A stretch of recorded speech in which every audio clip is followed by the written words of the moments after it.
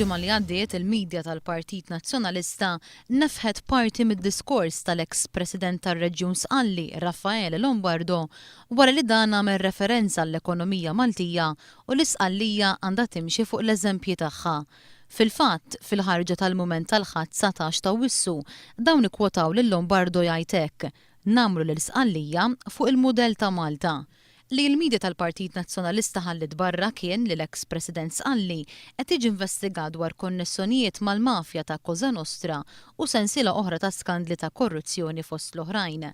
Barra minn hekk, Lombardo tneħħa mill-kariga mill-gvern ta' Mario Monti wara li falla l-ekonomija reġjonali hekk kif sploda d-dejn għal 80 biljun. Minkejja dan, il-midja nazzjonalista naqset milli titfa' dawl fuq din l-investigazzjoni. Kummentaturi lokali politiċi urew it-tħassib tagħhom għal fatt li Lawrence Gunzi għażel li jidentifika ruħu ma' persuni dubjużi bħal Lombardo. Il-ġurnal Malta Today li jirrapporta dwar min huwa l-vera Lombardo li l-midja tal-Partit Nazzjonalista użatu biex tfaħħar it-tmexxija tal-gvern qal li kemm dan imexxi l-Isqallija dan impjega nies it-triplu tar-reġjuni kollha fit-tramuntana tal-pajjiż.